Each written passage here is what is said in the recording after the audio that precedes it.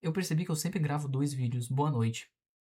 Sempre um eu falo, estruturo meu pensamento e depois eu venho para o próximo, e aí eu realmente sintetizo tudo numa linha lógica de raciocínio. Eu faço isso com redação, inclusive eu acho que eu vou começar a estruturar os meus vídeos antes de gravar eles. Ok, só queria fazer essa introdução porque foi algo que eu achei interessante, que eu tenho percebido nos últimos dias e que tem se repetido cada vez mais. Eu tenho 4 coisas para falar. A primeira delas é quanto ao meu estudo de redação, que eu não vou mudar muita coisa, na verdade eu só vou aprimorar ele. 2, o meu estudo de história e humanas num sentido geral. Crise quanto à quantidade de questões que eu faço no meu dia. E outro, o vazio existencial que eu tô sentindo por causa do meu estudo atual, mas que vai me trazer muitos benefícios, tá bom? Eu vou começar primeiro com redação, tá bom? Primeira coisa, então. Eu vou aprimorar o meu treino de redação, que eu tô fazendo matinalmente aí, né? Tenho feito há uns 3, 4 dias já, em que eu vou basicamente fazer a análise do meu tema, o brainstorming junto com a análise, que eu já tenho feito, basicamente. A seleção dos argumentos por meio das 5 perguntinhas da libertação da Mela Borges, parece um algo idiota, mas é realmente muito bom. Que na verdade eu vou fazer 6, inclusive. Que uma delas é bem simples, é o que eu sei sobre o tema, ponto. Às vezes é decisivo na minha escolha, inclusive, tá bom? Vai ser, eu percebi isso durante o meu processo de conversação com o ChatGPT. Caramba, eu percebi um padrão meu. É, E depois eu vou fazer a estruturação. E todo dia eu vou pegar, né? Eu fiz a análise desse tema e eu vou escolher uma parte do texto para fazer sobre ele. Então, vou fazer hoje a introdução de um tema, aleatório, só a introdução. Faço a introdução de 3 formas. Ela ensinou 3 formas. No caso, ela ensinou uma forma só, né? Mas existem 3 formas de fazer, que é com contextualização histórica, por exemplo, ou com viés positivo, ou com viés negativo, ou com flash, ou com. Enfim, tem várias formas de fazer uma introdução. E a introdução é a única parte do texto em que tu tem, de fato, uma liberdade poética, digamos assim. Ponto. Redação é isso. Basicamente, esse vai ser o meu treino agora. 2. Questões. Na plataforma, eu vou até mostrar isso pra vocês. Estamos aqui, né? Hoje eu fiz 70 questões. 10 horas de estudo, aproximados, né? Deu algumas incoerências hoje porque a plataforma caiu e eu não consegui pausar o meu cronômetro. Apesar de que eu fiquei ouvindo alguns podcasts assim sobre história, que eu tô achando maneiro, tá bom? Tem me ajudado bastante assim a criar um repertório um pouco maior. E bastante aula e nenhum flashcard, mas flashcard nem tá sendo tão importante agora, nesse processo, tá bom? Ok. Poucas questões, né? Pro parâmetro aí, por exemplo, Julia Ferrari ou Gabriel Klein, 70 questões é uma quantidade ok, uma quantidade levemente considerável, mas não é uma quantidade brutal, reta final, plataforma SAD, método massivo, exaurir o cérebro, né? É uma quantidade considerável, ok? Mas foram questões muito bem feitas e foram questões em que eu desenvolvi muito bem o meu estudo. Mas ao mesmo tempo fica aquele pensamento: será que eu não poderia ter feito mais? Talvez eu pudesse. Mas eu percebi que na verdade eu faço muito mais questões do que isso durante o meu dia. Olha isso aqui, por exemplo. Eu tenho esse caderninho aqui de questão. Eu fiz uma página, 2 páginas, 3 páginas.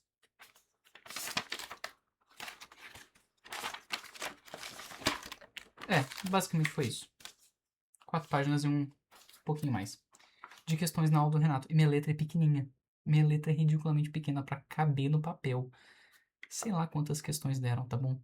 Mas eu fiz muita conta. Muito cálculo. Caraca, velho. Eu gastei meu cérebro de manhã. Então, assim, não foi tempo perdido. Foram questões feitas. Não foram questões contabilizadas.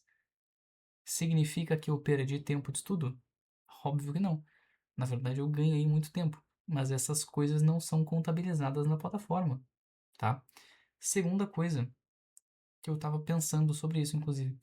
O tempo de estudo da plataforma, ele literalmente não reflete a minha rotina. Porque, na verdade, eu passo muito mais tempo estudando do que eu realmente estudo na plataforma. Porque durante o meu dia, eu tô constantemente pensando na minha preparação. E não do jeito filosófico de, coisas que eu deveria fazer na minha preparação, mas do jeito prático. Então, às vezes eu tô pensando sobre um conteúdo. Hoje de manhã, depois, aliás, enquanto eu estava almoçando, aconteceu um evento em que um passarinho quebrou a asa. E eu fiquei pensando assim, cara, ele tava passando. Aqui em casa a gente passa por um processo de especiação brutal, tá bom? De tipo, a gente seleciona literalmente os passarinhos mais aptos. Porque a nossa casa ela tem bastante janela e os passarinhos eles batem na janela porque os vidros refletem a iluminação das coisas, né? Então eles pensam que não tem nada ali, pau, tá ligado? Porque eles não têm um olho decente. Se eles, os passarinhos que desenvolvem uma visão mais aprimorada e mais capaz de distinguir a luz vão ser os mais aptos, justamente. E é engraçado porque antes morria muito mais passarinho e hoje em dia morre muito pouco. E aí apareceu aqui em casa quebrado e pensei, cara, a seleção acabou de comer esse cara. Enfim, seleção natural, inclusive. Então eu penso muito sobre estudo no geral, o tempo todo.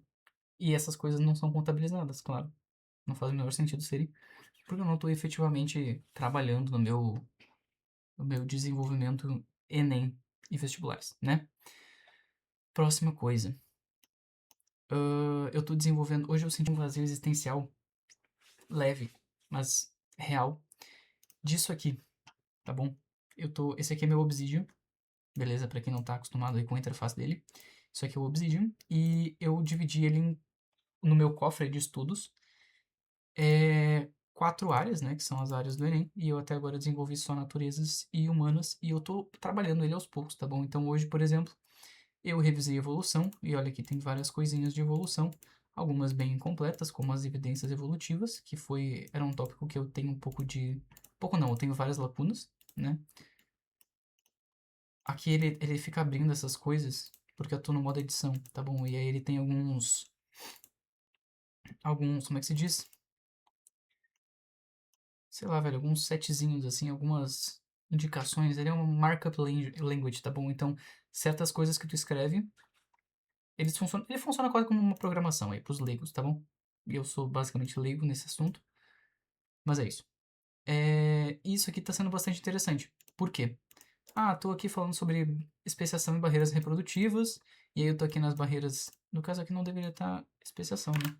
Opa, barreiras reprodutivas. Aí eu falo, quais são as barreiras reprodutivas? Existem dois tipos. Tem as barreiras pré-zigóticas e as barreiras pós-zigóticas. Aí, eu falei prós, né? Escrevi prós. Pré-zigóticas e pós-zigóticas. Aí as pré-zigóticas são quais? Geográfica, comportamental, anatômica, sazonal, ecológica e genética. Isso eu tirei da minha cabeça, tá bom? O que eu não consegui puxar da minha cabeça, eu leio as anotações que eu fiz no caderno. Mas em geral, eu consigo tirar basicamente tudo que é diferente. Tem um monte de coisa aqui, ó. Erros brutais. E aí eu consigo, por exemplo, né, fazer esse link com o meu... Eu não vou dar uma aula aqui sobre Obsidian, tá bom? Mas é basicamente isso. Eu consigo fazer um link com outro card, outra nota, beleza? E aí cria uma coisinha bem legalzinha, que eu não sei onde é que fica. Nossa, eu não sei onde é que fica, rapaziada. Mas ele abre um bagulho muito top, tá bom? Que um dia eu mostro pra vocês. Beleza. E aí eu tô montando ele. E eu tô muito ansioso pra montar ele de uma vez, porque eu tô achando muito legal fazer isso. Cara, é fenomenal, velho. As conexões que tu consegue criar ali são muito massa. E eu acho que o mais importante é tu fazer isso da tua própria cabeça, tá bom? Tu não pegar modelo pronto e não tentar simplesmente copiar algo que algum lugar diz pra tu copiar e enfiar ali dentro, porque senão perde a moral da coisa, tá bom? Principalmente no estudo Enem, que o estudo Enem ele é interdisciplinar e ele pede conexões. Então, por exemplo, tu tá estudando química, mas aí tu tá falando sobre termoquímica, por exemplo, né? E acontecem reações específicas na termoquímica do tipo exotérmica e do tipo endotérmica, ou seja, absorve calor ou libera calor. Em termos gerais, no caso, toda reação, para ela acontecer, ela necessariamente precisa ser endotérmica, tá bom? E isso, inclusive, é um conceito da cinética química. Então, quanto mais calor tu tem no meio, maior agitação molecular, mais capacidade de formar produto tu tem, com a mesma quantidade de reagentes, certo? Eu poderia fazer uma conexão interdisciplinar, então pegar a cinética química e a termoquímica. E ao mesmo tempo poderia falar sobre o que é calor, qual que é o conceito de calor, puxa lá da calorimetria, bum, traz aqui. Lá da física, outra área, nada a ver, nada a ver, né? Isso é importante para o Enem, isso é fundamental, tá? É a base do Enem, é o fulcro do Enem. Essa conexão entre as áreas, né? Então falar sobre as artes, a literatura e o Renascimento de uma forma íntegra, sendo que são três áreas separadas, né? E além disso falar sobre os processos historiográficos, geográficos, sociológicos e filosóficos desse processo. Enfim, isso é muito massa. Cara, eu tô achando fantástico. E eu tô começando com calma porque eu tô tentando entender como é que esse aplicativo funciona, tá bom? Eu já usei ele há algum tempo. Esse vídeo vai ficar longo, foda-se. Perdão. Mas eu não gostei dele na época. Eu fiquei tipo, cara, isso aí não tem utilidade prática nenhuma. Na verdade, é só um banco de dados enorme aí que tu enche de informação. Mas aí, estudando para Enem agora, eu percebi que, na verdade, ele é muito bom para revisar, inclusive. Então, tipo, tô fazendo uma lista aqui de flashcards. Tá? Uma pilha de flashcards. E aí eu me deparo com algo que eu esqueci. Tipo, a explicação do flashcard foi insuficiente para mim. E mesmo que ela fosse o suficiente, ela não completou de fato a lacuna do meu pensamento. E aí, o que que eu faço? Eu procuro sobre aquele tópico lá dentro e eu começo a ler. E aí, enquanto eu tô lendo, eu percebo que, caraca, tem uma coisa aqui que eu não sei explicar.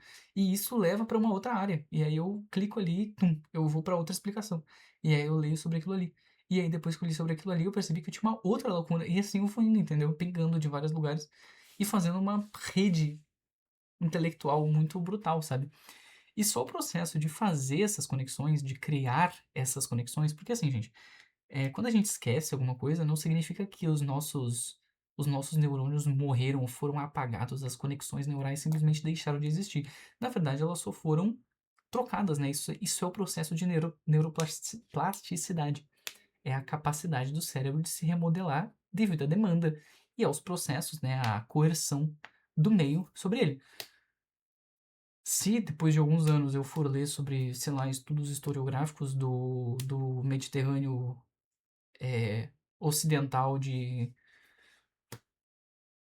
2000 anos antes de Cristo, que provavelmente não era nada além de um monte de tribo aleatória, seria muito interessante eu poder conectar isso, por exemplo, com a história dos hebreus, sei lá, de alguma forma, que viveram próximo, né, na mesma época praticamente. Enfim, então esse aplicativo ele tem um poder muito interessante sobre o nosso pensamento, sobre a nossa capacidade de criar conexões, e isso inclusive foi baseado, né, em grande parte, aliás, foi baseado no método do... Como é que chama o cara, velho?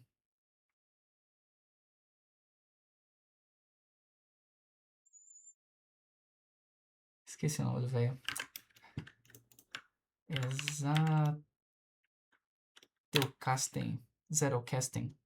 Isso aí, que é um sistema muito louco e rudimentar que ele criou na época, mas que já era muito inteligente, brutalmente fantástico para as condições que ele tinha.